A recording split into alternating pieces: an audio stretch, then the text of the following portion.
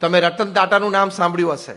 2008માં જયારે તાજ અને ઓબેરોય ઉપર આતંકવાદી હુમલો થયો પછી એમણે જે એમના કર્મચારીઓ મર્યા એના પરિવાર માટે જે પરિવારજનો માટે જે કર્યું છે એ કોર્પોરેટ જગતમાં એક અદ્વિતીય દાખલો થઈ ગયો. અને પીપલ સે only Tata can do it. એમણે કહ્યું કે મારે ત્યાં કર્મચારી મર્યો છે એનો આજીવન એટલે કે એના પરિવારને આજીવન એમનો જે પગાર હતો એ ચાલુ રહેવો જોઈએ. એટલે કે એમના પત્ની જીવે ત્યાં સુધી એ કર્મચારીનો પગાર દર મહિને એમના પત્નીના એકાઉન્ટમાં જમા થવો જોઈએ લાઈફ. જે કર્મચારી મર્યા છે એ તમામના સંતાનોની પૂર્ણ અભ્યાસની જવાબદારી ટાટા ટ્રસ્ટ લેશે. જે ઇન્જર્ડ થયા છે અને ગમે તેવો ખર્ચો થાય એ ટાટા ટ્રસ્ટ ભોગવશે. જે મૃત્યુ પામ્યા છે એમના સ્વજનોને અગ્નિ સંસ્કાર માટે બોલાવવાનો અથવા તો એમને એ મૃતદેહ પાછો પોતાના ગામ કે શહેરમાં લઈ જવો હોય તો આવવા જવાને પ્લેનના ભાડાની વ્યવસ્થા તમામ વ્યવસ્થા ટાટા કરશે. એ લોકો લેવા માટે આવે તો 1 રાત 2 રાત એમને રોકાવાનું થાય તો ટાટાની હોટલ્સમાં એ લોકોને 5 સ્ટાર હોટલમાં બધી ફ્રી સર્વિસીસ મળશે. જે મૃત્યુ પામ્યા છે એના પરિવારમાંથી એક વ્યક્તિને તાત્કાલિક એ યોગ્યતા હોય એટલે કે ઉંમરની દ્રષ્ટિએ બાકી બીજી કોઈ યોગ્યતા નહીં ઉંમર હોય તો તાત્કાલિક ગમે ત્યાં એને ટાટામાં જોબ શરૂ થઈ જાય અને એને લાઈફ ટાઈમ જોબ.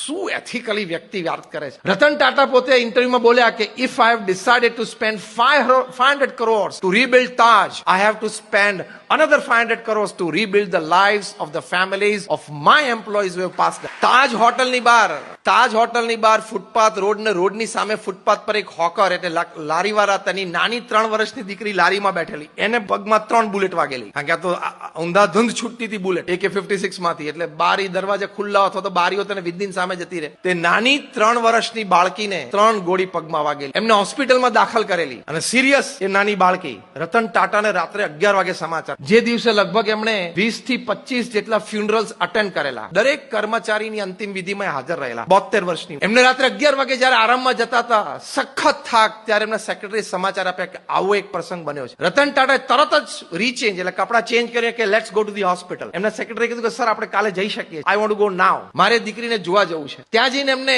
ડોક્ટર સાથે ચર્ચા કરી. ડોક્ટરે કીધું કે 50% ચાન્સીસ છે બચવાના કારણ કે એજ બહુ નાની છે. 3 જ વર્ષનું આ બાળક છે. 3 ગોળીઓ પગમાં વાગી છે. અમે ગોળી તો કાઢી છે પણ ઇન્જરી અને બ્લડ લોસ જબરજસ્ત. રતન ટાટાએ કીધું કે તમે what best you can do for her. તો કે સર એને આઈસીયુ માં તાત્કાલિક એર એમ્બ્યુલન્સમાં જો લંડન લઈ જવામાં આવે તો આની માટેના સ્પેશિયાલિસ્ટ ડોક્ટર ત્યાં છે. રતન ટાટાએ સેક્રેટરી કીધું air ambulance take off from Bombay within 1 hour. 1 કલાકમાં એર એમ્બ્યુલન્સ ઉપડવી જ જોઈએ. અને ડોક્ટર્સને કીધું કે તમારો ફૂલ પગાર તમને મળશે તમે એકમ્પની કરો. 4 ડોક્ટર્સની ટીમ એમની સાથે મૂકી દીધી. 3 વર્ષની બાળકીને લંડન લઈ ગયા. એની ત્યાં ટ્રીટમેન્ટ કરાવી. એવું કહેવાય છે કે લગભગ 35 લાખનો ખર્ચો રતન ટાટાને થયો પણ ટાટા ટ્રસ્ટે કર્યો. So this is ethical professionalism. પૈસાનો ખાલી જીવનમાં વિચાર નહીં કરવાનો. એક બહુ સરસ કોન્વોકેશન ડે માં રતન ટાટા બહુ સરસ બોલેલા. બી સ્કૂલનું કોન્વોકેશન ડે હતો એમાં બોલ્યા હતા.